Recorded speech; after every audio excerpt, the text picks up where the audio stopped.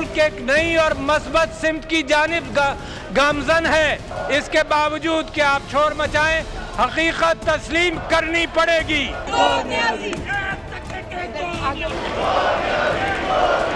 तीन चीजों का मैं जिक्र करना चाहता हूं जो आपने हासिल करनी है। फेक न्यूज और गीबत, इसमें कोई पैसा नहीं खर्च होता, इलेक्शंस के ऊपर असरअंदाज करता है। मीडिया सिर्फ एंटरटेनमेंट के लिए तो नहीं है, जिम्मेदारी है कि कौम की तरबियत की बात करे।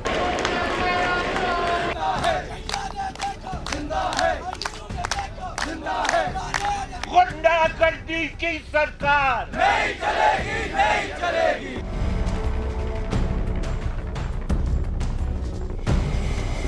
ये सारे आमराना कवानीन हैं। हुकूमत मां नहीं होगी, हुकूमत अब डायन बन के आपके सर पे बैठेगी। मसलहत जद्दोजहद, जद्दोजहद, जद्दोजहद, जुल्म के ज़ाब्ते हम नहीं मानते।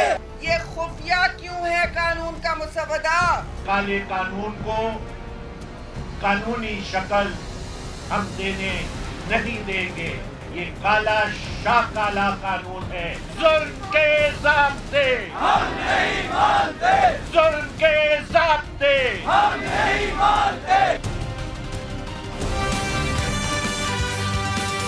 अस्सलाम वालेकुम एंड गुड इवनिंग। मैं हूं मेहर बुखारी। नए पार्लिमानी साल के आगाज पर पार्लियामान के मुश्तरका इजलास से सदर पाकिस्तान का खिताब। हुकूमत के सामने कश्ते दुश्वारी के कई मराहिल। ऐवान से बाहर सहाफ़ियों की एक बड़ी तादाद सरापा एहतजाज। सहाफ़ियों पर तारीख में पहली बार ऐवान के दरवाजे बंद। पार्लियामेंट हाउस से चंद गज के फासले पर इलेक्शन कमीशन ऑफ पाकिस्तान का एक अहम तरीन इजलास। इलेक्शन कमीशन पर इलेक्ट्रॉनिक वोटिंग मशीनें बनाने वाली कंपनी से रिश्वत लेने के बाद वफाकी वज़रा के संगीन इल्जामात पर बहस। हुकूमत के खिलाफ अपोजिशन इत्तेहाद के एहतजाज का नया मरहला और बेंच और बार का तवील होता झगड़ा। महाज दर महाज की कैफियत में मुब्तला सियासी माहौल में एक ऐसी मलूकियत, खुदसरी और ऐसा कहतुल रिजाल सर उठा रहा है कि जहां इलेक्शन कमीशन जैसे खुद मुख्तार इदारे की साख, कलम की आज़ादी, जमहूरियत के इक़दार और अदलिया का भरम सब दाव पर लगा दिखाई दे रहा है। मीडिया कारकुनान, सिविल सोसाइटी, PDM में शामिल हिज़्ब इख्तिलाफ की जमातें PDMA के मुजवज़्ज़ा कानून को मुस्तरद कर चुकी हैं। इतलात हैं कि इंतखाबी इस्लाहात का बिल भी कौमी असम्बली से मंजूर हो चुका, लेकिन सेनेट में अक्सरियत न होने के बायस पार्लियामान के मुश्तरका इजलास से बिल को कानूनी शक्ल देने का फैसला कर लिया गया है। सालिम अपोजिशन सहाफत पर लगने वाली कदगन में सहाफ़ी बरादरी के साथ खड़ी है। मौजूदा हुकूमत हिटलर की प्ले बुक पर अमल कर रही है। ये एक काला कानून है, बुलडोज करना चाहते हैं, वो जबरदस्ती ये कानून पास करवाना चाह रहे हैं। जहाँ डिक्टेटरशिप है वहाँ सहाफत नहीं, एक पाबंद और गुलाम सहाफत हुआ करती है। अयूब खान का दौर, जियाउल हक का दौर और मुशर्रफ के दौर को अगर इकट्ठा कर दो तो उससे ज्यादा जुल्म का दौर आज का ये दौर हमारे सामने है। मुल्क की आला अदालत ने DG-FIA, चेयरमैन पेमरा और IG इस्लामाबाद से सहाफ़ियों के मुकदमात से मुतल्लिक तफसीली रिपोर्ट और चेयरमैन पेमरा से चैलेंज के खिलाफ कार्रवाई के इख्तियार से मुतल्लिक तफसीली जवाब तलब कर लिया है। दौरान समाअत जस्टिस एजाजुल एहसान ने रिमार्क्स दिए कि FIA इलेक्ट्रॉनिक क्राइम्स एक्ट का इतलाक पहले करता है और सोचता बाद में है। FIA समेत किसी इदारे को इख्तियारात का नाजायज इस्तेमाल नहीं करने देंगे। गाइडलाइंस जारी करेंगे जिस पर हुकूमत और तमाम इदारे अमल करेंगे। जस्टिस मुनीब अख्तर ने रिमार्क्स दिए कि आज़ादी सहाफत को रेगुलेट आइन का आर्टिकल 19 करता है, पीका नहीं। जस्टिस काजी अमीन ने इस्तफसार किया कि सहाफ़ी को गोली मारने वाले मुलजिम क्या पकड़े गए हैं? किसी को सहाफ़ियों से मसला है तो कानूनी रास्ता अपनाए। गोया सहाफ़ियों के तहफ़्फ़ुज़ का मुकदमा मुल्क की आला अदालत और सहाफ़ती आज़ादी का मुकदमा पार्लियामान के सामने शाहराहों पर लड़ा जा रहा है और हुकूमत दोनों मुकदमात में मुखालिफ फरीक दिखाई दे रही है। इंतखाबी इस्लाहात में भी हुकूमती मुजवज़्ज़ा तरमीम पर इलेक्शन कमीशन ऑफ पाकिस्तान और वफाकी हुकूमत के दरमियान झगड़ा कहतुल रजाली का एक और बाब है। सेनेट की कायमा कमेटी के इजलास में इलेक्शन कमीशन ऑफ पाकिस्तान ने EVMs पर 34 एतराज़ात पेश किए कि जिस पर वफाकी वजीर बराए रेलवेज आजम खान स्वाति और बाबर अवान ने इलेक्शन कमीशन पर इलेक्ट्रॉनिक वोटिंग मशीनें बनाने वाली कंपनी से रिश्वत लेने के संगीन इल्जामात आयद किए और काबिल एतराज़ जबान भी इस्तेमाल की गई। सियासत का सालिम नक्शा इस वक्त एक ऐसे जोहड़ की मानंद है कि जिसमें सबके दामन पर बराबर छींटें पड़ती दिखाई दे रही हैं और बार और बेंच की लड़ाई में अदलिया पर खुला इल्जाम है कि जजों की तैनाती तैनाती में किसी और इदारे की मंशा शामिल है। गोया यहाँ एक जनाजा अदलिया की तौकीर का, दूसरा जनाजा रियासत की खुद मुख्तार इदारे इलेक्शन कमीशन की तकरीम का, जिसे बड़ी धूम से निकाला जा रहा है। बात करते हैं with the man of the hour Fawad Chaudhry साहब, federal minister for information and broadcasting. जो मीडिया एहतजाज इलेक्शन कमीशन का जो अभी एन इस वक्त इजलास हो रहा है, हुकूमत का उसके ऊपर अटैक और इंतखाबी इस्लाहात जॉइंट पार्लिमानी सेशन के थ्रू, इस पर बात करेंगे वफाकी वजीर फवाद चौधरी साहब से। चौधरी साहब बहुत बहुत शुक्रिया साथ देने का। सर पहले तो बताइएगा, पाकिस्तान की पार्लिमानी तारीख में पहली बार प्रेस गैलरी बंद कर दी गई सहाफियों पे, आमरों के दौर में भी ये काम नहीं हुआ, इसके ऊपर कोई ऑफिशियल रिएक्शन नहीं आया हुकूमत की तरफ से? ये जो आज ये जो गैलरी बंद करने का मामला है, इसमें बुनियादी तौर के ऊपर तो कोविड की वजह से गैलरी में कहीं पर भी कोई गैलरी जो थी वो आज ओपन नहीं थी। और इसी तरीके से मेरा ख्याल है उन्होंने स्पीकर असम्बली ने फैसला किया कि हम कोई भी गैलरी जो है वो ओपन नहीं करेंगे, लिहाजा उन्होंने उसी फैसले को हर गैलरी के ऊपर अप्लाई किया। चौधरी साहब, पिछले साल भी कोविड हो रहा था, पिछले 1.5-2 साल से बारहा सहाफ़ी जो हैं वो प्रेस गैलरी से रिपोर्ट कर रहे हैं, उधर मौजूद होते हैं, तो ये लास्ट मिनट किसने फैसला लिया है और किससे मुशावरत के बाद लिया है? मैं तो जो हमारी मिनिस्ट्री को तो जो कार्ड्स मिले थे जो हमारी तरफ से जाने थे, हमने तो वो दे दिए थे। और आज फिर उसके बाद सुबह मुझे बताया गया कि स्पीकर ऑफिस ने फैसला किया है कि तमाम जो गैलरी है उसको बंद ही रखा जाएगा। मेरा ख्याल है उनके पास कार्ड्स महदूद थे, वो 40-50 कार्ड्स थे टोटल, उनका झगड़ा ज़्यादा पड़ गया था, ज़्यादा लोग जाना चाह रहे थे, तो मेरा ख्याल है इसलिए उन्होंने बेहतर समझा कि किससे लड़े, किससे दें, किसे ना दें, तो सब कुछ बंद कर दें। आज आप इस बात से इत्तफाक करते हैं कि जो एक तस्वीर आपकी हुकूमत का तीसरा साल पार्लिमानी साल का आगाज हो रहा है, ये जो तस्वीर आज खींची गई है कि जर्नलिस्ट का धरना बाहर, अंदर एक लंबी कतार सहाफ़ियों की जिनके ऊपर प्रेस गैलरी बंद हो गई, साथ ही आपने देखा कि ऑपोजिशन के वॉकआउट्स। मुसवदे की बात करते हैं, मुसवदा सामने कब रखेंगे चौधरी साहब? बिकॉज प्रेडेटर भी कहा जा चुका है इमरान खान साहब को, मीडिया के हवाले से रिपोर्टर्स बियॉन्ड बॉर्डर्स को, इंडिविजुअल्स को 10 करोड़, इदारे को 25 करोड़ जुर्माना, इन चीज़ों पे बहस हो रही है। प्रेशर टैक्टिक इसे कहा जा रहा है, आइन और जमहूरियत की मौत वाक़ई हो जाएगी, और हिज़्ब इख्तिलाफ कह रही है। वो ड्राफ्ट कब सामने रखेंगे जो अब आपको शदीद ये नुकसान पहुंच रहा है इस बयानिए से? 3-4 आपने सवाल किए हैं। पहली बात तो ये है कि ये तस्वीर तो पाकिस्तान में उस वक्त से है जब गुलाम इसाक खान साहब के खिलाफ गो बाबा गो के नारे लगाए गए थे। तो मुझे तो नहीं याद कि कोई ऐसा प्रेसिडेंशियल एड्रेस हुआ हो जो कि किसी तमाशे के बगैर हुआ हो। जहाँ तक सहाफ़ियों के धरने की बात है, वो भी मामूल की बात है। ये अलग बात है कि आपने कभी उस पर प्रोग्राम नहीं किया। जब 5000 लोगों को निकाला गया और जिन लोगों को तनख्वाहें नहीं मिलती तो आमतौर पर आप प्रोग्राम नहीं करते। और जब मालिकान का इंटरेस्ट होता है तो फिर जाहिर है बेचारे एंकर्स को प्रोग्राम करने पड़ते हैं। ये बस कर दें चौधरी साहब, मालिकान को तो हक़ फराहम करने के लिए हम इधर नहीं बैठे। आप कब इस बयानिए को कब रोकेंगे? सही है, नहीं वो कोई नहीं, पीआरपी तो रखनी होती है ना।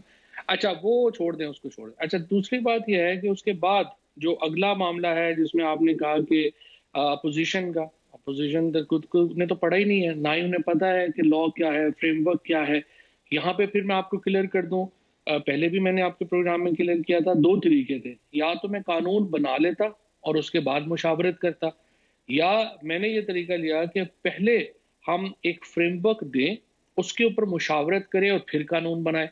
असूली तौर के ऊपर जो भी बंदा थोड़ी बहुत अकल रखता है और थोड़ा बहुत प्रोसेसेस को समझता है, एक्चुअली तो उसको अप्रिशिएट करना चाहिए था कि हुकूमत ने इतना मैग्नेनिमस कदम लिया कि बजाय इसके कि वो कानून पहले बनाते और मशवरा बाद में करते, वो मशवरा पहले कर रहे हैं और कानून बाद में ड्राफ्ट कर रहे हैं। अब हमने वो फ्रेमवर्क जो है वो तमाम जो कंसर्न लोग हैं उनको भेजा। एक कंसल्टेशन में आप खुद भी शामिल हुई और बहुत सारे और लोग भी शामिल हुए। अब अगर किसी ने 4 लफ्ज़ भी नहीं पढ़ने हैं, और अपोजिशन का तो देखिए सिंपल बात है, जो हुकूमत के खिलाफ शैतान बाहर धरना देगा, एक तरफ राइट पे शहबाज शरीफ बैठ जाएंगे, लेफ्ट पे बिलावल साहब बैठ जाएंगे और दोनों शैतान को कहेंगे जबरदस्त जबरदस्त। उनका क्या सियासत है? मुझे फवाद साहब 1-2 बातें आपसे वजाहत चाहिए। जिस तरह शेख रशीद साहब ने कहा कि हम इंतखाबी इस्लाहात ले आएंगे, EVMs यकीनी है और उसके बाद इलेक्शन कमीशन को हम लोग राजी कर लेंगे, क्या इसी तरह आप लोग करना चाह रहे हैं? आप कहते हैं किसी ने कुछ पढ़ा नहीं, जो स्टैंडिंग कमेटी के अंदर मुसवदा रखा गया था उसी को पढ़ के सब सरापा एहतजाज है सर, मगर आप लोग फाइनल मुसवदा सामने नहीं रख रहे। आपने कहा कि हमने ये काम किया, आपकी 4 बड़ी स्टेटमेंट सामने रख देती हूँ। मिनिस्ट्री ने पहले कहा कि लीक हो गया है PDMA का ड्राफ्ट, ये तो ड्राफ्ट ही नहीं है। फिर आपकी मिनिस्ट्री ने कहा कि तमाम तर स्टेक होल्डर्स सपोर्ट कर रहे हैं इस ड्राफ्ट को, इसकी भी नफी हुई, फिर आपकी मिनिस्ट्री ने कहा कि सबसे ज़्यादा लोगों को कंसल्ट किया गया और माइनर चेंजेस जो हैं इसके ऊपर अब कर लिए जाएंगे। फिर आपकी मिनिस्ट्री ने कहा कि जर्नलिस्ट एसोसिएशन सपोर्ट कर रही हैं इस ड्राफ्ट को, वो भी गलत साबित हुआ। ये बार बार चीज़ें गलत साबित हुई, यानी कि सब तो गलत नहीं हो सकते ना। अगर हिज़्ब इख्तिलाफ के साथ सियासत है, ठीक है, क्या मुल्क के तूल और अर्ज में तमाम तर मीडिया ऑर्गेनाइजेशन, तमाम तर सहाफ़ी सारे नालायक हैं, सारे एजेंडे पे हैं, सहाफ़ी सारे अपने मालकान का दिफा कर रहे हैं? सर आपके तमाम तर नालायक हैं, ये तो आपका अपना एनालिसिस हो सकता है, मैं तो नहीं कहूँगा। लेकिन बायस क्या है? बायस ये है कि खुद आई मस्ट से हम टीवी का जो न्यूज़ था वो one of the most neutral news था। आज उन्होंने जो वो वाहिद टेलीविजन था, क्योंकि आपका जो सिस्टम है यहाँ पे उसमें ज़्यादातर पैसों को आमदन क्या है और वहाँ से जाना क्या है वो छुपाने की जरूरत नहीं पड़ती, क्योंकि हम टेलीविजन एक लिस्टेड कंपनी है। लिहाजा आपके टेलीविजन वो वाहिद टेलीविजन था जिसने वो धरने भी दिखाए जो PMDA के हक में हो रहे थे और वो धरना भी दिखाया जिसमें जो मालिकान के हक में हो रहा था। तो दोनों धरनों को उन्होंने अपनी जो है वो वाकईतन जगह दी। लेकिन अनफॉर्चुनेटली आपने अपने इंट्रो में और आपने अपने अभी तक जो प्रोग्राम में जो धरना जिसमें हमायत की गई थी PMDA की और उन लोगों का जिन तंजीमों ने हमायत की थी उनका जिक्र नहीं किया। बुरा ना मनाइएगा, ये आपकी जानिब से ये लेजीनेस और इनएफिशिएंसी और नाअहली है जिसकी वजह से अगर आप कह रहे हैं कि सब मिसअंडरस्टैंड कर रहे हैं, then you are not being able to communicate with the world, you are not being able to convince the associations, you are not being able to get through to people. सही बात है। एक बात तो ये हो सकती है, बिल्कुल आपकी बात दुरुस्त है, ये भी वजह हो सकती है। लेकिन दूसरी वजह ये भी हो सकती है कि आपका पॉइंट ऑफ व्यू जानबूझ के दबाया जाए और आपके पॉइंट ऑफ व्यू की जगह एक ऐसा पॉइंट ऑफ व्यू बढ़ाया जाए जिसका मकसद ये है कि आप पाकिस्तान को जकड़ सकें अपने एक लीगल फ्रेमवर्क में। जैसे फैटफ है, मसलन आप देखिए अफगानिस्तान के मामले में अगर आप देखिए तो तालिबान ने जब हुकूमत 2000 में हटाई गई उसके बाद वहां पे क्या हुआ, डबल गेम तो हमारे साथ हुई। हमारा 80,000 बंदा कैजुअलिटी यहाँ पे हो गई, $150 अरब हमारा है और फैटफ का सामना हम कर रहे हैं। तो बुनियादी तौर के ऊपर बड़ी गेमों का हिस्सा बन जाते हैं हम, अब ना जानते ना ओके।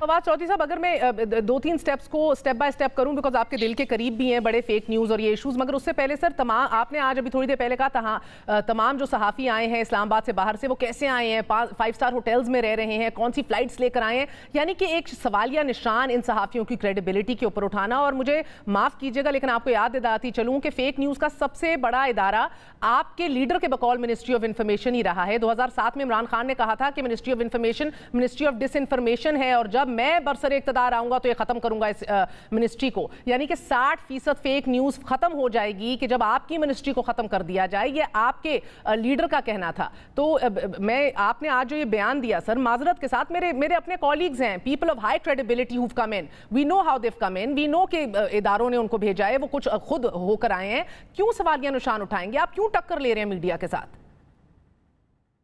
इदारों ने उन्हें भेजा, दिस इज अनफॉर्चुनेट। आपने बिल्कुल सही कहा सर, इदारों ने भेजा है, अपनी जाती जेब से आए हैं। आप सवालिया निशान उठा के क्या कहना चाह रहे हैं? Who is funding them? या तो खुल के डंके की चोट पे बात करें। मैं एग्जैक्टली यही जो आप बात कर रही हैं मैं भी यही बात कर रहा हूँ। इदारों ने क्यों फंड किया, ये तो आपने अभी इंकिशाफ किया। मेरा ख्याल था शायद लोग प्रोटेस्ट की मोहब्बत में खुद, अगर इदारों ने किया भी है, what are you trying to get at? This is just interesting कि प्रोटेस्ट में नेशनल असेंबली के बाहर प्रोटेस्ट के लिए इदारे पैसे दे रहे हैं। Isn't it interesting? Sir, a lot of other stuff is also interesting कि आपका सोशल मीडिया किस पैसे से चलता है, कहाँ से ये फंडिंग आती है। Let's not get into that. मेरा मकसद आपसे बात करने का है, ministry of disinformation was what Imran Khan said, and now let's get to the fake news, sir. आप अपने इस मुजवजा आप इस मुसवदे अगर आप ये फरमा रही हैं कि डिसइंफॉर्मेशन और फेक न्यूज जो है वो इंफॉर्मेशन मिनिस्ट्री से जनरेट होती है, मैं नहीं फरमा रही, इमरान खान साहब फरमाते थे। बढ़ चढ़ के मैं ये कह रहा हूँ कि अगर ये बात सही है, वो नून लीग की मिनिस्ट्री के बारे में कह रहे थे, अगर आप ये बात समझती हैं कि ये सही है तो फिर सबसे बड़ा सपोर्टर तो आपको होना चाहिए, क्योंकि ये तो फेक न्यूज के खिलाफ है, इकदाम हम उठा रहे हैं। और अगर आप समझती हैं कि फेक न्यूज के ऊपर जो है वो इंफॉर्मेशन मिनिस्ट्री में इतना बड़ा फेक न्यूज आता है, I think you should be sir मेरे समझने का बात ही नहीं है, do not twist things sir. आप आजकल ट्विस्ट करने के माहिर बने हुए हैं, पर्सनल होने के माहिर हैं sir. Do not twist it, ये मेरा नहीं, that's why I told you Imran Khan साहब के ये वर्ड्स हैं ministry of disinformation. But sir a bigger pertinent question, not about you और मी सर, लाइबल लॉज 2002 जो है ये कानून का हिस्सा क्यों नहीं है? प्रिवेंशन इलेक्ट्रॉनिक क्राइम्स एक्ट पीका 2016 शामिल क्यों नहीं है इस मुसवदे में? क्योंकि FIA जो आप लोगों का है वो तो सहाफियों को आए रोज इसी के तहत नोटिस भेजता है। यानी कि अगर ये माना जाए कि अगर आप बेसिकली मीडिया को ग्रिल करना चाह रहे हैं तो ये क्यों ना माना जाए? इसमें क्या गलती है? क्योंकि जो असल लॉज हैं, लाइबल लॉज हैं, उनके तहत फैसला होना चाहिए, उनके ऊपर तो आप काम कर नहीं रहे। शहबाज शरीफ साहब को ही देख लें, इमरान खान के ऊपर केस करे बैठे हैं, हद तक इज्जत का 3 साल गुजर गए हैं। इमरान खान साहब कब गए हैं या सामना किया है? यानी आप बहुत बड़े वकील हैं, फेक न्यूज के सबसे बड़े आप एडवोकेट हैं इसके खिलाफ, तो क्यों नहीं लाइबल लॉज को तगड़ा करते? बात यह है कि पहली बात तो यह है कि ये जो पीका लॉ के खिलाफ आपकी गुफ्तगू है, ये तो फिर आज शहबाज शरीफ साहब उस कैंप में बैठे हुए थे जहां पे सारे लोग जो है बैठे थे, तो पीका लॉ का पूछना चाहिए था उनसे कि आप लेके क्यों आए। तो सर आप सही कर देना, ये तो बहुत ही नालायक लोग के खिलाफ बदनीयत थे, आप लोग तो साफ शफाफ हैं। सहाफियों के खिलाफ हमारे मुहाफिज हैं सर, आप सीधा कर दें। साफ, आप जरा बात हौसले से सुन लेंगे तो समझ आ जाएगी। अगर सहाफियों के खिलाफ पीका लॉ इतना बड़ा ड्रैकोनियन लॉ है तो फिर शहबाज शरीफ साहब भी आपके साथ बैठे होते हैं, बिलावल साहब बैठे होते हैं, उन्हें के उन पे माफी मांगे। और मैंने तो अपने इब्तिदाई में बड़ी दफा बताया हुआ है कि इन्हीं के दौर में ये आया था और तब भी हमने मुखालिफत की थी। So I am not intellectually dishonest. मैं आपसे कह रही हूँ आप इनको इस मुसवदे में शामिल करें। ब्रिटिश लाइबल लॉज में कोई फर्क नहीं है, लेकिन इम्प्लीमेंटेशन को नहीं हो रही है। दूसरी बात है अगर हम आपकी बात को मान लें कि लाइबल लॉज होते हुए जरूरत नहीं है तो फिर ऑफकॉम की क्या जरूरत है? बरतानिया में वो खत्म कर दें। फिर ऑस्ट्रेलिया में जो अभी नए ये रेगुलेशंस लेके आए हैं ऑनलाइन सिक्योरिटीज के ऊपर और फेक न्यूज के खिलाफ, फिर वो ना लाएं, वो खत्म कर दें। हमने जो ये लॉ बनाया है ये इन लाइन है ब्रिटिश लॉ की और ऑस्ट्रेलियन लॉ की। और स्टडी हमने कोलालमपुर का लॉ भी किया है, सिंगापुर का लॉ भी किया है, हमारी मनी लॉन्ड्रिंग के लॉज भी मुल्क में तगड़े तरीन है, इंप्लीमेंटेशन नहीं होती। बराए मेहरबानी डेफिमेशन लॉज की इंप्लीमेंटेशन को यकीनी बनाएं, ये मैं आपसे कह रही हूँ सर। वो मेरे कानून बनाने के तो हम चांद पे माहिर हैं। सही है, चलिए वो मेरा अभी नहीं है, ना ही मेरा उसमें वो जुडिशरी से आप किसी जजेस से बात करिए। नहीं सर, इसमें लेजिस्लेशन आपने करनी है, उसको यकीनी बनाना है। मगर एक बात मुझे बताइए सर, 6 सितंबर को chief of army staff general Bajwa की तकरीर को आपने मिस इंटरप्रेट किया था, PDMA को बहुत जरूरी करार दे दिया था उस तकरीर के बाद। तो मेरा बुनियादी सा सवाल है, ये आइडिया है किसका? इसको बैक कौन रहा है? जनरल बाजवा कर रहे हैं, इमरान खान कर रहे हैं, आपकी पुष्ट पे है कौन? अच्छा, मैंने एक दफा फिर अनफॉर्चुनेटली आपने गलत ट्विस्ट किया है बात को। जरा मेरी ट्वीट पढ़ दीजिए प्लीज। ठीक है, मैं ट्वीट पढ़ लूंगी आपकी, मगर आपको बैक कौन कर रहा है सर? नहीं ऐसे ना करें, आप बगैर पढ़े बैठ जाइए। आप पढ़ दीजिए ना सर, आप पढ़ के बता दीजिए अपनी ट्वीट। आप अभी पढ़ देना। नहीं, मैं अब इधर से कैसे लाइव शो के अंदर ये चलेगा सर? अब आप मुझे कह रहे हैं बीच में 10 मिनट की ब्रेक लेकर आपका काम निकालो, आप खुद बता दें, इसलिए आपको दावत दी है। आप ब्रेक ले लें, आप मंगाएं, पढ़ें, मुझे सुनाएं, फिर मैं मेरी टीम निकालती है वो ट्वीट। मुझे इतनी देर आप मेरा जवाब दे दीजिए। आपको सबसे ज्यादा बैक और आपकी हौसला अफजाई कौन रहा है sir? Apologize on that. You must apologize on that. On what sir? TV पे बैठ के On what sir? Did you not misinterpret his speech? आप फेक सब्स्टिट्यूशन नहीं कर सकती ना, मैं यही आपको अर्ज कर रहा हूँ।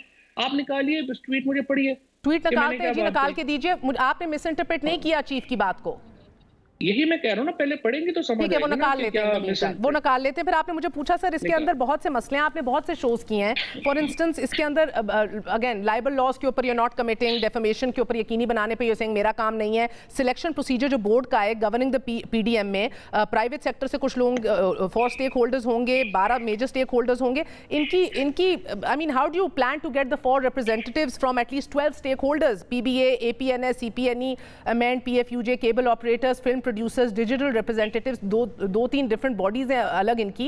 यानी कि एक सुपरा बॉडी के अंदर ये अगेन वो कहती हूँ सर, बहुत से सवालात हैं। आप एक दफा क्यों नहीं कह देते कि जो ड्राफ्ट पड़ा है हम इसको रद्द कर देते हैं, 8 बैठते हैं? Is that better? आप अपने दे दें तजावीज़, कोई प्रॉब्लम नहीं।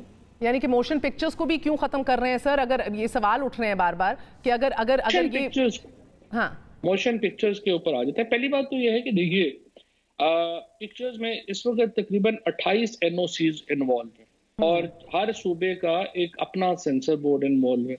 हम ये कर रहे हैं कि हम वन विंडो ऑपरेशन दे रहे हैं कि अगर आप पाकिस्तान में फिल्म शूट करना चाहते हैं, आपको अब 28 एनओसी नहीं चाहिए होंगे। आप आएंगे, आपको एक वन विंडो ऑपरेशन मिलेगा, एक एनओसी मिलेगा, आप पाकिस्तान में जाके लोकेशंस पे शूट कर सकते हैं। लाइकवाइज अगर आप चाहते हैं कि पाकिस्तान के अंदर आप फिल्म की जो एग्जीबिशन है उसमें इस वक्त बहुत ज्यादा इन्वॉल्व हैं इदारे, उनको हमने खत्म करके एक इदारा कर दिया है।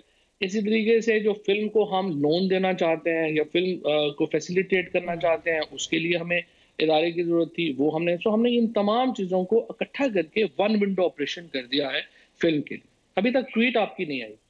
ट्वीट आ रही है sir, don't worry. Motion pictures का मैं इसलिए कह रही थी खत्म कर रहे हैं क्योंकि मामला अगर सिर्फ फेक न्यूज़ का ही है तो फिर 7 कवानीन को मर्ज करके कहा जा रहा है कि हम एक बना देंगे। न्यूज़पेपर्स हैं, प्रेस काउंसिल है, पाकिस्तान पेमरा, न्यूज़ एजेंसीज, ये सारे all these laws will be merge to make one supra authority. यानी कि सर ये तो बिल्कुल ही समझ से बाला तर है। बहरहाल this can go on and on. Election commission of Pakistan आज बैठा हुआ इजलास कर रहा है सर, वो भी सरापा एहतजाज है।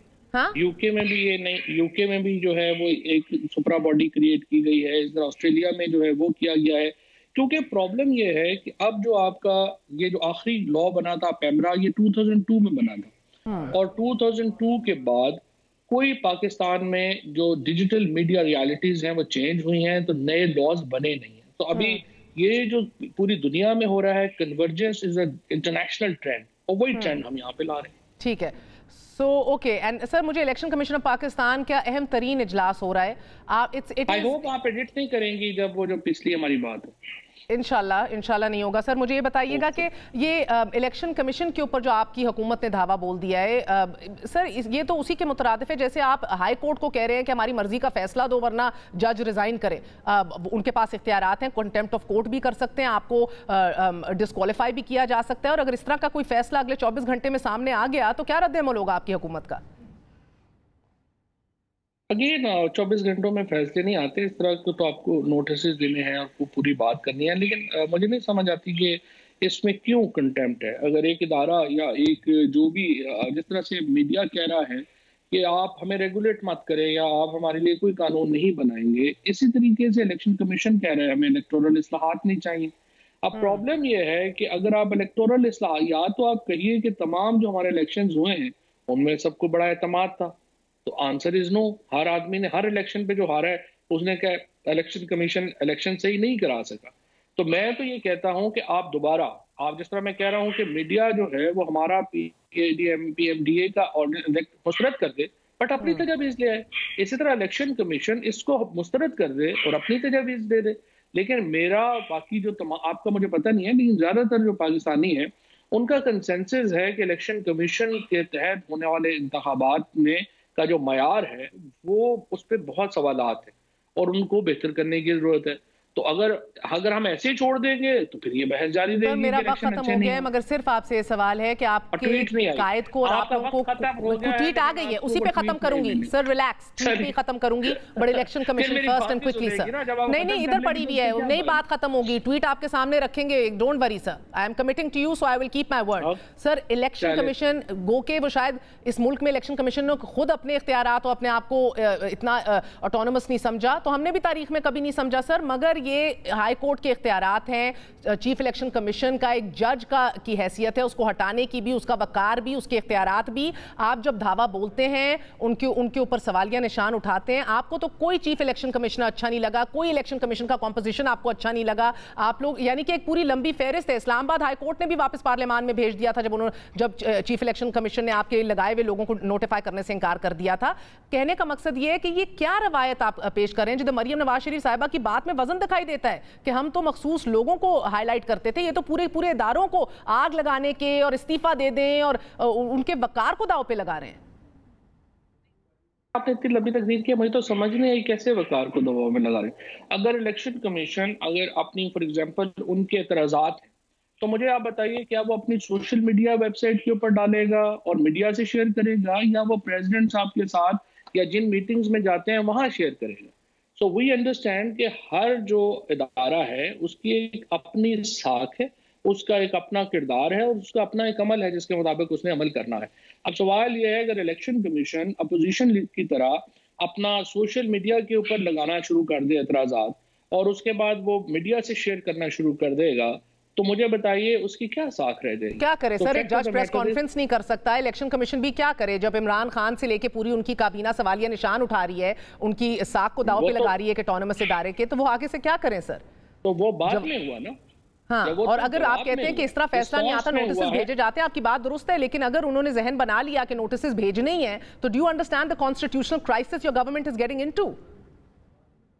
नहीं है, हमारा वो प्रॉब्लम नहीं है कोई इसमें, जो भी जमीन गिर पड़े या आसमान गिर पड़े। देखिए, हम लोगों से कुछ वादे करके आए हैं और उनमें सबसे इम्पोर्टेंट वादा जो है वो इस्लाहात का है, और वो इस्लाहात आनी जो है वो जरूरी है, चाहे वो मीडिया हो, चाहे योर वे और द हाईवे, बाकी कोई भी अथॉरिटी हो, कोई ऑपोजिशन हो, कोई जर्नलिस्ट हो, योर वे और द हाईवे। और इसीलिए मैं आपकी ट्वीट भी पढ़ देती हूँ इसके ऊपर सर। यौम दिफा की तकरीब से खिताब करते हुए चीफ अवामी स्टाफ जनरल कमर जावेद बाजवा ने फेक न्यूज और डिसइंफॉर्मेशन को मुल्की सलामती के लिए खतरा करार दिया। उनका तज्जिया साइब और हकीकत पर मबनी है, इसलिए पीडीएम में लॉ ला रहे हैं ताकि इन खतरात से निपटा जा सके। आज़ादी सहाफत को सबसे बड़ा खतरा जर्द सहाफत से है, इसीलिए ला रहे हैं। इस पर हो, इस पे बात हुई, आपको क्लैरिफिकेशन भी बारहा आपकी तरफ से आई कि ये जी मेरा ख्याल अब आपने काफी बता दिया, तो अब ऐसे मेरी उम्मीद है कि बगैर पढ़े आप दोबारा ट्वीट सपोर्ट नहीं करें। सर मेरी भी आपसे रिक्वेस्ट होगी कि एक ऐसे मुल्क के अंदर जिधर ये कहा जाता है कि इस मुल्क के अंदर किस तरह का एक सिस्टम है, हाइब्रिड लॉ है, तो बराए मेहरबानी चीफ की कई भी बातों को ये ना कहा करें कि इसीलिए हम ये काम कर रहे हैं, फिर इसके असरात आप खुद भुगतेंगे सर। ऐसी बात नहीं है, और अगर आपकी ये ख्वाहिश है कि कोई इदारे का, कोई सरबराह की कोई ओपिनियन ही ना हो, तो ये आपकी ओपिनियन होगी, हमारी नहीं।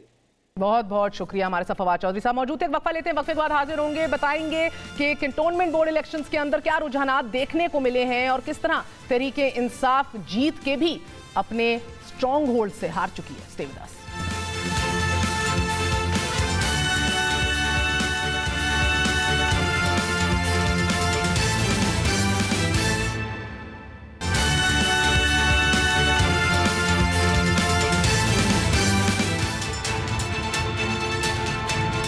कैंटोनमेंट बोर्ड के इंतखाबात के गैर हतमी और गैर सरकारी नताइज ने हुकूमत और अपोजिशन दोनों को ही फाते बना दिया है। हुकूमत और अपोजिशन दोनों अपनी अपनी फतह का जश्न मना रही हैं। नाजरीन, गैर सरकारी नताइज के मुताबिक हुकूमती जमात पाकिस्तान तहरीक इंसाफ 60 नशिस्तें लेकर सरे फहरिस्त है और पाकिस्तान मुस्लिम लीग नून 59 सीटों के साथ दूसरे नंबर पर है, जबकि आजाद उम्मीदवार 55 नशिस्तों के साथ तीसरे और पीपल्स पार्टी सिर्फ 17 सीटें जीतकर चौथे नंबर पर है। मगर हुकूमत के 3 साल मुकम्मल होने और आम इंतखाबात से पहले ये नताइज कई हवालों से अहम है। नाजरीन, ज़िमनी इंतखाबात, बल्दियाती इंतखाबात और कैंटोनमेंट इंतखाबात में हुकूमती जमात को नफसियाती बरतरी हमारी रवायात है, मगर लाहौर, कराची, पेशावर और क्वेटा चारों सूबाई दारुल हुकूमतों से हुकूमती जमात की शिकस्त कारकर्दगी पर एक बहुत बड़ा सवालिया निशान लगा रही है। ये इलेक्शन एक ऐसे वक्त में हो रहे हैं कि जब बल्दियाती इंतखाबात की तैयारियां भी जोरों पर हैं और आम इंतखाबात का ढोल भी बजने को है। बात करते हैं, आज हमारे साथ ब्यूरो चीफ मौजूद हैं, कराची से सैयद आरफीन साहब, लाहौर से शिराज हसनात साहब और पेशावर से तारिक वहीद साहब और अली जैदी साहब का हमें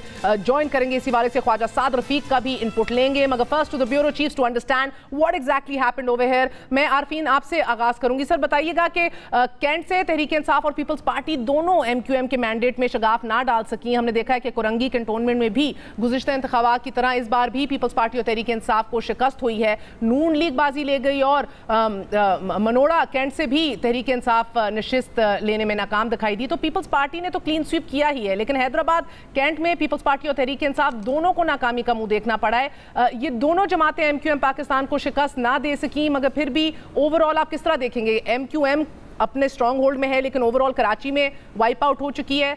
Tehreek Insaf how did it fair अपने गढ़ के अंदर, अपने स्ट्रॉन्ग होल्ड्स के अंदर?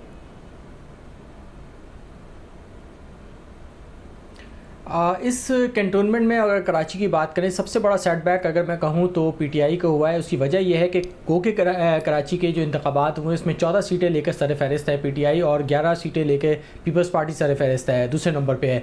लेकिन जो पीटीआई का स्ट्रॉन्ग होल्ड था डीएचए और क्लिफ्टन का जो इलाका था, जो कि पहले NA 250 था और अब NA 247 है। इसी सीट पर 2013 के इलेक्शंस में सदर आरिफ अलवी साहब यहाँ से मुंतखब हुए थे, तकरीबन 90,000 वोट लिए थे। और जब बाई इलेक्शंस हुए उसमें 2018 के जब सदर अलवी वहाँ जब सदर के लिए चले गए तो यहाँ पे जब सीट खाली हुई तो यहाँ पे जो उनके उम्मीदवार थे सिद्दीकी साहब, उन्होंने जब इलेक्शन लड़ा तो उन्होंने तकरीबन 32,000 वोट लिए और जो मैंने आदाद शुमार निकाले उसके मुताबिक उनको 2018 के मुकाबले में 10% ज़्यादा वोट मिले थे। लेकिन हैरत अंगेज़ तौर पर ने जो क्लिफ्टन कैंटोनमेंट का जो इलेक्शन हुआ है उसके अंदर सिर्फ 10 वार्ड्स में से सिर्फ 2 वार्ड्स में पीटीआई को जो है कामयाबी मिल सकी, जबकि उसकी बनिस्बत अगर हम पीपल्स पार्टी की बात करें तो वो 4 सीटें निकालने में कामयाब हो गई है। जो मैंने मालूमात इकट्ठी की उसके मुताबिक तो मुझे पता चला है कि कैंटोनमेंट बोर्ड क्लिफ्टन से पीटीआई ने जो कच्ची आबादियाँ थी उसमें काफ़ी काम भी करवाया, सारा कुछ किया, लेकिन वो सीट निकालने में नाकाम रहे। उसकी बनिस्बत पीपल्स पार्टी, जो मेरी मालूमात है उसके मुताबिक जो पीपल्स पार्टी ने ज़्यादातर ग्राउंड वर्क पे काम किया, उन्होंने किसी भी तरीके से जो अपने वोटर्स हैं उसमें इजाफा किया, जबकि पीपल्स जो कि पाकिस्तान तहरीक इंसाफ थी वो सिर्फ और सिर्फ महदूद रही अपनी कैंपेनिंग करने के दौरान। तो इसी यही हमने देखा था बल्दिया के जो बाई इलेक्शन हुआ था जो कि फैसल वावड़ा साहब की सीट खाली करने के बाद हुआ था, वहाँ पर भी पीपल्स पार्टी ने कदम जमा ली और सीट हथियाने में कामयाब रही। जहाँ तक बात है दीगर इलाकों की, अब से कुछ देर के बाद आपको यकीनन अली जैदी साहब फेडरल मिनिस्टर ज्वाइन करेंगे, वो खुद भी DHA में रहते हैं, वो वहाँ से सीट हार गए, लेकिन जिस इलाके से वो इलेक्शन लड़े थे वहाँ पे पीटीआई फैसल कैंटोनमेंट से 6 सीटें निकालने में कामयाब रही। तो और हैरत की बात यह है कि जो बहुत ज़्यादा वोट जो पड़े हैं वो पीपल्स पार्टी को पड़े क्लिफ्टन कैंटोनमेंट के अंदर 2300 के करीब, 2900 के करीब जहाँ पे वोट पड़े, वहीं पे बहुत ही कम मकदार में, बहुत ही कम तादाद के अंदर पाकिस्तान तहरीक इंसाफ को वोट पड़ते हुए नजर आए। जहाँ तक बात है MQM की, तो MQM सिर्फ 3 सीटें लेने में कामयाब हुई है।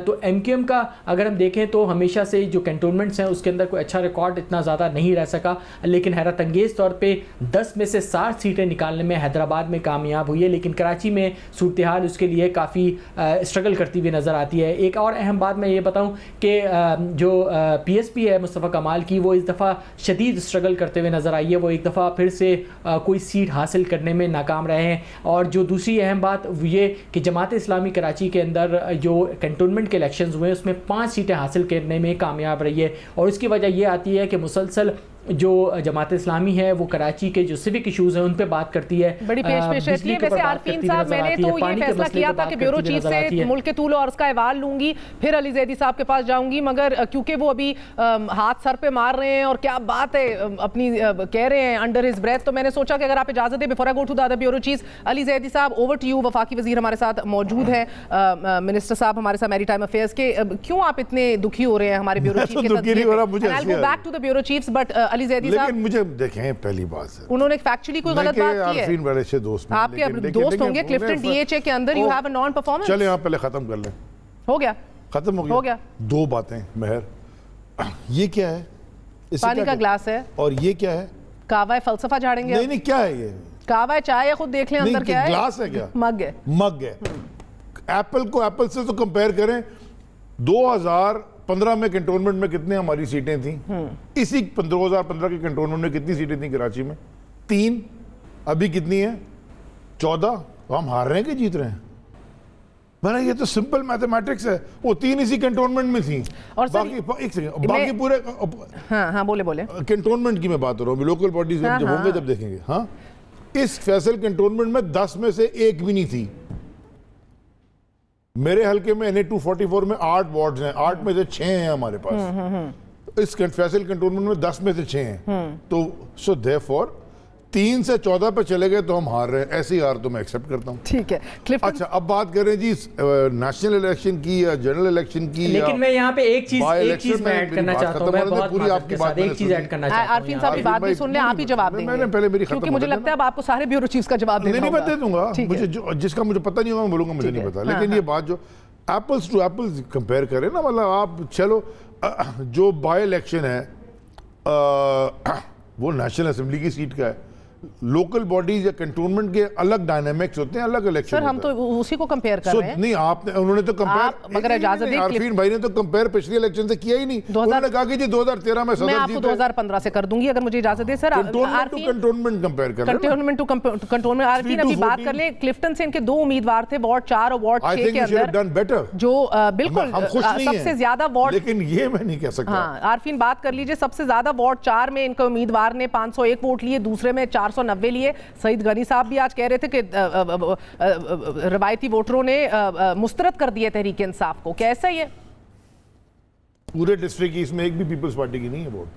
देखिए, एक अहम बात में ये है कि जहाँ पे उन्होंने बात की एप्पल टू एप्पल कंपेयर होना चाहिए, तो उसके लिए मैं अर्ज़ करूँ कि सिर्फ कैंटोनमेंट बोर्ड क्लिफ्टन की मैंने मिसाल दी है, बाकी जो कैंटोनमेंट है उसकी मिसाल नहीं दी। उसकी वजह ये है कि NA-250 जो कि पहले आरिफ अलवी साहब का था, फिर अब NA-247 और जो NA-247 इस वक्त जो हल्का है वो क्लिफ्टन कैंटोनमेंट और कराची कैंटोनमेंट पे पूरा मुहित है। ज़्यादातर मतलब शायद 10 या 5% ऐसे इलाके होंगे जो इससे बाहर होंगे, ज़्यादातर इन इलाकों के अंदर।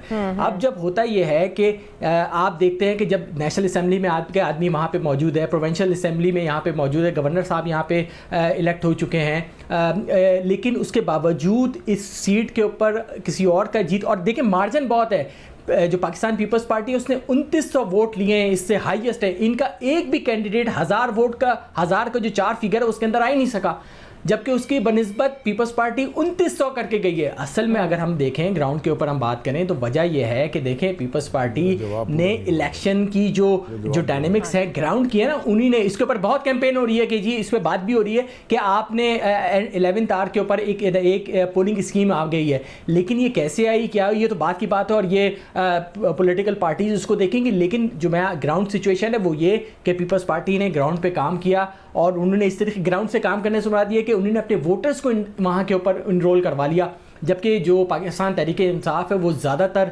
कैंपेनिंग करने के ऊपर ज़्यादा तवज्जो देती रही। अब आप बताएं कि जब इन इलाकों के अंदर अगर इसका मतलब ये हुआ कि जो ये भी सवाल उठाया जा सकता है कि जो नेशनल असम्बली के PTI के रुकन हैं यहाँ से आफ्ताब सिद्दीकी साहब या दूसरे जो उनके प्रोविंशियल असम्बली के लोग हैं, वहाँ वो जो यहाँ की आवाम है वो उनसे मुतमईन नहीं है, जब भी उन्होंने वहाँ पे वोट नहीं दिया। उन्होंने कहा कि जब वो यहाँ पे पानी का एक अहम बात मैं करना चाहता हूँ, ये खुद भी यहाँ पे रहते हैं, DHA के अंदर रहते हैं। मुझे क्यों बुलाया आपने? DHA के अंदर रहते हैं, ये बता दें इतने अरसे से DHA में पानी का मसला है, अभी तक वो सॉल्व नहीं हो सका। ये खुद भी DHA में रहते हैं और जो आफ्ताब सिद्दीकी साहब है वो यहाँ पे खुद रहते हैं, अभी तक पानी का मसला यहाँ पे हल नहीं कर सके हैं। कि मैं DHA में रहूं कि कैंटोनमेंट में रहूं कि गुलिस्तान जौहर में रहूं, मैं जहां मर्जी रहूं, उससे क्या फर्क पड़ता है? वो दादू में रहता है, वो CM बना हुआ है, वो अब घर नहीं जाता, दादू जाता है तो वहाँ जलसा होता है। उनकी पूरी काबीना कराची में रहती है, उनको अपने हलकों का नहीं पता, वो आपको नजर नहीं आ रहा। वैसे कमाल बात की इन्होंने, मैं पहले चुप रहा लेकिन अब मैं जरा लेट मी बी डायरेक्ट, देखें कंपेयर एप्पल्स टू एप्पल्स।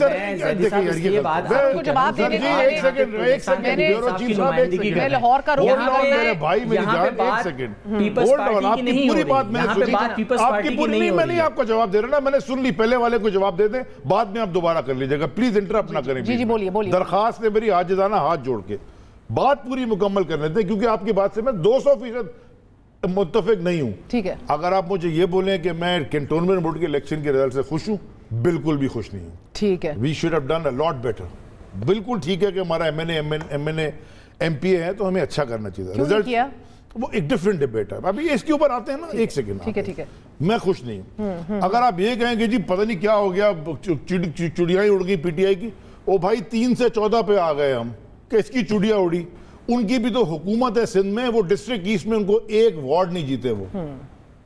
अब उनसे पूछे ना जरा बुला के कि आप पूरी हुकूमत, सिंध हुकूमत आपकी 14 साल से बैठी हुई, तो आप एक पूरे डिस्ट्रिक्ट में अपने सूबे के एक वार्ड भी नहीं जीते, तो ये क्या बात हुई? अगर आप मुझे इजाजत दें, therefore मैंने जो एप्पल्स टू एप्पल्स की बात की थी, कैंटोनमेंट को कैंटोनमेंट से लगाएं, ये ना कहेंगे जी कैंटोनमेंट हार गए नेशनल असेंबली की सीट। भाई नेशनल असेंबली तो हम 3 दफा जीते हैं वहां से। ठीक है, अगर मुझे इजाजत दें, मैं ख्वाजा साद रफीक हमारे साथ मौजूद हैं, उनसे क्विकली बात कर लूं। ख्वाजा साहब, ये आपने अली जैदी साहब की भी बात सुनी, भारा मैं आपसे ये जानना चाह रही हूँ, क्योंकि वॉल्टन कैंट लाहौर में नून लीग ने जो है वो कामयाबी ऑफकोर्स हासिल की है। पंजाब के अंदर जो है ओवरवेलमिंग हमें शहरों का दिखाई दे रहा है कि आप लोगों का जबरदस्त एक आउटपुट है, क्लीन स्वीप कर दिया आपने, तहरीक इंसाफ का सफाया हो गया है। 2015 के इंतखाबात में भी तहरीक इंसाफ यहां से एक सीट निकालने में कामयाब हुई थी, मगर इस बार हम देख रहे हैं कि एक नशिस्त भी हाथ ना आई और लाहौर कैंट में भी हुकूमती जमात को शिकस्त उठाना पड़ गई है। जो 2015 के मुकाबले में लाहौर कैंट से भी एक मजीद नशिस्त का नुकसान उठाना पड़ा था। तो ऑफ कोर्स ये वाह है, टैक्स लाए, PMLN ने जबरदस्त कारकर्दगी दिखाई, मगर उसके बावजूद तहरीक इंसाफ चारों सूबों की जंजीर बन के ही सामने निकली है। अगर आप ओवरऑल देखें, हुज ऑन टॉप, क्या कहेंगे? बिस्मिल्लाहिर्रहमानिर्रहीम। देखिए, मैं सफाया कोई पॉलिटिकल पार्टी दूसरी का नहीं कर सकती। मैं तो इस टर्मिनोलॉजी को ही नहीं मानता। सफाया तो सियासी जमात जो है ये अपना खुद करती है या फिर साजिश के तहत किया जाता है। तो पीटीआई से हमारा सियासी इख्तलाफ है और शदीद सियासी इख्तलाफ है, लेकिन मैं ये तो नहीं कहूँगा कि वो हकीकत नहीं है या हम हकीकत नहीं है, इसलिए मैं कोई गैर जिम्मेदाराना बात नहीं करूँगा।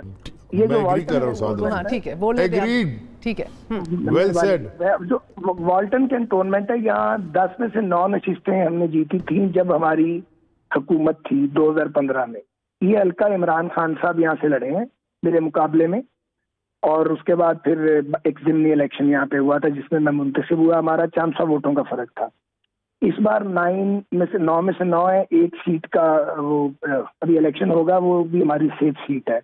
तो हमारी कारकर्दगी कह लें या आप लोगों का हम पे एतमाद कह लें, वो माजी की निस्बत लगता है बेहतर हुआ है। ये ज़हन में रखें, जमाती इलेक्शन है, और जमाती इलेक्शन जब हो तो ये फिर बल्दियाती इलेक्शन के यकीनन डायनामिक्स डिफरेंट होते हैं, लेकिन जब जमाती हो जाते हैं तो इतने भी डिफरेंट नहीं रहते। फिर इसमें बरादरियां कम मैटर करती हैं और पार्टी पॉलिसी और प्रोग्राम। इसी तरह लाहौर कैंटोनमेंट है, इसके साथ अटैच्ड है। उसकी 10 में से 6 सीटें हम जीते हैं, 1 इंडिपेंडेंट है, 3 पीटीआई ने जीती हैं। ये जो इलाका है ये 3 एमएनए के हल्के हैं। मेरा 100% है। शहबाज शरीफ साहब और अयाज सादिक साहब का पार्टली ये एरिया, माजी में ये मेरा ही हल्का था सारे का सारा। तो जो वजह है हमारी कामयाबी की, ये पहले तो अल्लाह ताला का करम और फजल है। हम बहुत हम्बल्ड हैं और हमारे सर झुके हुए हैं अल्लाह के हुजूर। हमने यहाँ कोई नाच गाना इस तरह का या कोई इस तरह का किस्सा नहीं किया, ना ये हमारा कल्चर है। हम तो बिल्कुल झुके हुए हैं। ना मैं किसी मुखालिफ पे कोई इल्जाम लगाना चाहता हूँ। जब आपको अल्लाह ताला कामयाबी दे तो उसके आगे झुकना चाहिए, ये मैं जरूर कहूंगा। ये वैसे बड़ा जबरदस्त इलेक्शन है साथ साहब के हर कोई फाते अपने आप को करार दे रहा है। मगर क्विकली एक और सवाल आपसे करूंगी सर। गो कि आपकी जमात ने पिंडी और लाहौर के अंदर अपने आपकी जीत काबिल फ़ख्र है सर, मगर गवर्नेंस और परफॉर्मेंस के बावजूद तहरीक इंसाफ का ओवरऑल नंबर 1 आना, गो के ये बात नहीं है कि शहरों में बेरोजगारी, महंगाई और गुर्बत नहीं है, क्या वजह है फिर आपके नज़दीक? देखिए, गुजरांवाला में जो है यही रिजल्ट आना चाहिए था जो पिंडी में आया, लेकिन वहाँ पे हमारे लोकल जो एमपीएस एमएनएस हैं उनकी इक्वेशन आपस में ठीक नहीं थी। मुझे आपको पता चीजें छुपाने का शौक नहीं। बिल्कुल। दूसरी बात यह है कि पीएमएलएन का वोट हर जगह मौजूद है। हर सियासी जमात का हर जगह वोट कम या ज्यादा मौजूद होता है, उसको मैनेज करना एक काम होता है। जहाँ आपका ऑर्गेनाइजेशनल स्ट्रक्चर बेहतर होगा वहाँ आप अपना वोट समेट लेंगे, जहाँ आपका ऑर्गेनाइजेशनल स्ट्रक्चर वीक होगा वहाँ आपका वोट या घर से आएगा नहीं या आप उसे समेट नहीं पाएंगे। अब ये जो इलेक्शन है ये साइंस में तो बन चुका है ना। तो ये बहुत बहुत शुक्रिया। हमारे साथ ख्वाजा सादर रफीक साहब मौजूद थे। मैं इसके ऊपर आपका इनपुट लूँ। ब्यूरो चीफ हमारे साथ शिराज हसनात मौजूद हैं। शिराज, बताइएगा कि रावलपिंडी कैंट में तहरीक इंसाफ तमाम तर कोशिशों के बावजूद भी नून लीग के किले में दरार नहीं डाल सकी, और इसी तरह गुज़िश्ता इंतखाबात की भी तरह भी हमने देखा इस मरतबा भी तहरीक इंसाफ के हाथ एक नशिस्त भी नहीं आई, और वाह कैंट की भी यही नताइज है हमारे सामने, होश शबा है। बल्कि गुज़िश्ता इंतखाबात के मुकाबले में पाकिस्तान तहरीक इंसाफ यहाँ से 4 सीटें खो बैठी है और नून लीग ने 10 में से 8 नशिस्तें ले ली हैं। तो क्या आप इसको किस तरह देख रहे हैं? मेहर, बिल्कुल पीएमएलएन पर्टिकुलरली सेंट्रल और अपर पंजाब में बहुत मुनज़्ज़म नज़र आई। अगर हम सेंट्रल पंजाब की बात करें, गो के एक सीट गुजरांवाला से पीटीआई ने ले ली और ख्वाजा सादर रफीक ने उसमें रोशनी भी डाली। मगर अब अगर हम गुजरांवाला कैंट की बात करें तो ऑफ कोर्स वो पोस्ट लोकेलिटीज़ में कंसिडर होता है। इसी तरह लाहौर के 2 कैंटोनमेंट्स है, वाल्टन कैंटोनमेंट और लाहौर कैंटोनमेंट। इस दफ़ा पीटीआई ने कोशिश की कि उनके जो शहरी आबादियाँ थी, डिफेंस की, कैंट की, और दूसरी उनके साथ जो लोअर मिडिल क्लास की आबादियाँ थी उनको मिलाया जाए ताकि वोट का तवाज़ुन किया जा सके। और एक एक कॉन्स्टिट्यूंसी में तकरीबन जो पिछली दफ़ा 30-35 हज़ार का वोट मार्जिन था, इस दफ़ा वो 50 हज़ार प्लस किया गया। और उन्हें यही उम्मीद थी कि जो अपर मिडिल क्लास और अपर क्लास के एरियाज़ है वहाँ से जो उन्हें वोट मिलेगा वो लोअर मिडिल क्लास के जो एरियाज़ है जहाँ पे वो समझते थे कि पीएमएलएन का वोट बैंक ज़्यादा है। और ये सारी कैलकुलेशन उन्होंने की थी जो ख्वाजा सादर रफीक का आखिरी इलेक्शन था 125 का, जिसकी बेस पे वो जीते थे, तो उस सारी बेस पे कैलकुलेशन की गई थी। मगर ख्वाजा सादर रफीक तो उस कॉन्स्टिट्यूंसी में मौजूद रहे क्योंकि तकरीबन वाल्टन कैंटोनमेंट पूरा और लाहौर कैंटोनमेंट का काफ़ी ज़्यादा हिस्सा उनकी कॉन्स्टिट्यूंसी में फॉल करता है। मगर पीटीआई की तरफ से हमें देखने में आया कि जो टिकटों की तकसीम थी उसके ऊपर बहुत ज़्यादा एहतजाज किया गया। इवन इमरान खान साहब जब लाहौर आए तो बाकायदा तौर पे कुछ कैंडिडेट्स जिन्होंने टिकटें ना मिलने पर आज़ाद उम्मीदवार के तौर पे अपने कागजात जमा करा रखे थे, उनसे मुलाकातें कराई गई। उसके बावजूद भी उनमें से अक्सरियत को मुबैना तौर पर जहाँ कहीं ना कहीं अकोमोडेट किया गया, मगर वो फिर भी इलेक्शन लड़े और यही वजह कि बहुत बड़ी तादाद में वो वोट उनका टूटा और इसी वजह से शायद उनके उम्मीदवार बेहतर तौर पर कामयाब नहीं हो सके। जी अच्छा ठीक है। और इसलिए क्योंकि एक ही दफा अली जवाब देंगे, तो पेशावर कैंट में तारिक हम क्या देख रहे हैं, हुकूमत को बड़ा धचका लगा है पेशावर के दिल के अंदर, यानी कि 5 नशिस्तों में से पीटीआई सिर्फ 1 नशिस्त निकालने में कामयाब हुई। इसकी क्या वजह है? ये तो बड़ा ठाटे मारते हैं कि हमारी कारकर्दगी इतनी कमाल है। महर, जो खैबर पख्तूनख्वा की पॉलिटिकल डायनामिक्स है वो सिंध और पंजाब से काफ़ी हद तक मुख्तलिफ है। यहाँ पर पीटीआई 2013 से रूल कर रही है, और जो आपने बात की पेशावर कैंट की, ओवरऑल जो खैबर पख्तूनख्वा की जो सिचुएशन है उसमें 17 नशिस्तें 37 में पीटीआई के हाथ आई है और इसको हुकूमत कामयाबी करार दे रही है। लेकिन मेरे ख्याल में ये ख़तरे की घंटी है, क्योंकि यहाँ पर गुज़श्ता 8 साल से पीटीआई हुकूमत कर रही है, और जो पेशावर कैंट की सूरत हाल है, 5 नशिस्तों में सिर्फ 1 नशिस्त जो है वो आई है पीटीआई के हाथ में। तो उसमें जो हमने असेसमेंट की थी, लाजमी बात है बतौर सहाफ़ी हम असेसमेंट करते हैं रिवायात को, ट्रेंड्स को, शख्सियात का उसको पैमाइश करके फिर हम करते हैं। तो हमने जो तयन किया था कि 3 नशिस्तें कम अज़ कम पीटीआई के हिस्से में आएगी, लेकिन सिर्फ 1 नशिस्त आई, हमारे अंदाजे में गलत साबित हुए। इसके जो मुख्तलिफ मुहरकात सामने आई है, मुहरकात मुख्तलिफ है महर, मुख्तलिफ मुहरकात है। एक तो जो कैंडिडेट्स जो उम्मीदवार खड़े किए गए थे, मैं आपको मिसाल दे दूं कि पेशावर कैंट में एक उम्मीदवार जो 2015 में जुमा इस्लामी के टिकट पर वो मुंतखब हुआ था, उसको इस दफ़ा पीटीआई का टिकट मिला। जो जेन्युइन सियासी कारकुन थे, जो मुतमन्नी थे, जो ख्वाहिश रखते थे, कैंपेन भी चले, उनको टिकट नहीं मिला, और एक असर रसूख वाली शख्सियत को जो नवारिद था पीटीआई में, उसको टिकट दिया गया। ये भी एक वही बंदा हार गया। इसके अलावा जो टर्न आउट हमने देखा पेशावर कैंट में, कोई 28,000 रजिस्टर्ड वोट थे, सिर्फ 10,000 या 11,000 के करीब टर्न आउट रहा। इससे ये साबित होता है कि एक तो लोगों की दिलचस्पी उस तरह नहीं रही, या पीटीआई का जो कारकुन है, जो वोटर है, वो निकला ही नहीं। इन इलाकों में माजी में जो 2013-2018 के इलेक्शन हुए, इन इलाकों में पीटीआई भारी अक्सरियत से जीती है। तो ये एक तरह से एक ताज़ियाना है, ख़तरे की घंटी जो है वो बज रही है पीटीआई के लिए, कि जो माजी में जो ट्रेंड चला जा रहा था कि लहर थी, हवा चल रही थी कि हर एक बंदा कैंडिडेट को लोग नहीं देखते थे, वो सिर्फ पीटीआई को बैट पर टप्पा लगाते थे। बहुत बहुत शुक्रिया। हमारे साथ मौजूद थे हमारे सारे bureau cheap and Ali Zaidi साहब, ओवर टू यू। टिकटिंग का मसला है, लोग दिलचस्पी खो चुके हैं, बाहर निकल नहीं रहे उस अमाउंट्स के अंदर, गढ़ और शहरों अपने अर्बन एरियाज के अंदर आप लोग हार रहे हैं, क्या करेंगे इसके ऊपर? अच्छा देखें, पहले तो साद रफ़ीक साहब ने बात की, ऑल्दो मेरे पॉलिटिकल ओपोनेंट हैं, बड़ी हमारी लड़ाइयाँ और तनकीदें चलती रहती हैं, मैं उन्होंने बात की, ठीक बात की। मैंने कल एक ट्वीट की थी, बल्कि आज सुबह की थी, आपने शायद देखी है। बड़ा अच्छा कॉल है मौला अली का कि तुम्हारी ज़िंदगी में 2 दिन होते हैं, एक तुम्हारे हक़ में, एक तुम्हारे ख़िलाफ़। जो तुम्हारे हक़ में उस दिन गुरूर ना करो, जो तुम्हारे ख़िलाफ़ है उस दिन सब्र करो। तो अगर हमारे हक़ में जहाँ हम जीते हैं, अल्हम्दुलिल्लाह, अल्लाह ताला का शुक्र है, और जिम्मेदारी बढ़ गई है और काम करना है। जहाँ हम हार गए वो हमारे हक़ में नहीं गया, वहाँ हमने और मेहनत करके बेहतर करना है और सबक सीखना है। जमात में रिफ्लेक्शन होगी तो बड़ा, मैं अपनी जमात का एक हिस्सा हूँ ना। अभी आपने इंट्रोड्यूस कराया, पता नहीं कितना सीनियर हूँ मैं जमात में। अब लगा ना सीनियर नुमाइंदे, सीनियर नहीं, मैं आपसे कह रहा हूँ वफाकी वजीर है, वफाकी वजीर, अल्लाह करम, हर आने वाले इंतखाबात में तहरीक इंसाफ को कम ही कम वोट मिलते चले जा रहे हैं। ये सईद गनी साहब आज कह रहे थे। हम सईद गनी की बातों में आप क्यों आते हैं यार? वो अपना पहले छोड़ें सईद गनी को, आप क्या कह रही हैं बताएं। ओवरऑल पाकिस्तान में सबसे ज़्यादा हमें कंटोनमेंट्स हमारे पास हैं, कहीं कहीं हमें मेहनत करने की ज़रूरत है, कहीं कहीं हमने गलतियाँ की हैं। अगर मैं कहूँ कि नहीं की, आई एक्सेप्ट। मैंने आपसे कहा कंटोनमेंट बोर्ड में हमारा रिजल्ट इससे बेहतर होना चाहिए था, नहीं हुआ, रिफ्लेक्ट करें, उसको बेहतर करें, जो गलतियां की वो ना करें। मैं 8 में से 6 जीता अपने हल्के में, मेरी कोशिश होनी चाहिए मैं 8 में से 8 जीतूं, उसको और बेहतर करूं।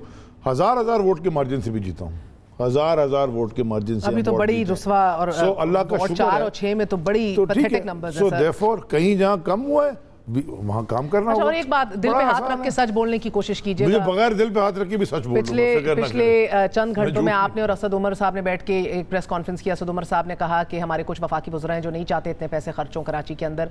हमारी कुछ इतलात हैं, मुझे कुछ अंदाजा है वो कौन है, आप बताएंगे कौन से वज़रा हैं जो नहीं चाहते कराची के ऊपर फोकस हो? हर वजीर चाहता है कि जहां से वो है उसके इलाके के अंदर या उसके सूबे के अंदर ज्यादा फंड लगें। हर वजीर चाहता है। ये तो कोई रॉकेट साइंस नहीं है। मेरे सवाल का जवाब दे दें। मैं आपके सवाल का जवाब कौन है बताना नहीं चाहते। सवाल का जवाब देता हूँ। कई दफा मैंने तनकीद की कि ये काम वहां क्यों कर रहे हैं, इधर इसको इधर लगा दें। सो देयरफॉर कराची गढ़ है, कराची इकोनॉमिक हब है, कराची का इकोनॉमिक रिवाइवल पाकिस्तान के ऊपर इकोनॉमिक रिवाइवल है। कराची में नजला होता है, पाकिस्तान को फ्लू हो जाता है। आखिरी से बट डू रियलाइज डीएचए और क्लिफ्टन जो पिछले 2 कंसेक्यूटिवली अब जनरल इलेक्शंस जीतते आ रहे हैं, इधर से इतनी बड़ी शिकस्त होना, क्या करेंगे? मुझे खबर दे दें कि क्या काम करना है। उन्होंने कह दिया ना मैं डीएचए में रहता हूं, तो मैं बता देता हूं मैं ओन करता हूं मैं डीएचए में रहता हूं। लेकिन मैं एक आपको बड़ी छोटी सी बात बताना चाहता हूं। देखें, तारीख में ना जो वेल टू डू लोग होते हैं ना, वो स्टेटस को में ज़्यादा खुश रहते हैं। जब आप बड़ी चेंज लेके आते हैं, सबसे मुश्किल उनको कन्विंस करना होता है। बस बहुत बहुत शुक्रिया। हमारे साथ वफाकी वजीर अली जैदी साहब मौजूद थे, पुरुमीद दिखाई दे रहे हैं। और आज के लिए इतना ही, इंशाल्लाह कल मुलाकात होगी। गुड नाइट, अल्लाह हाफिज़।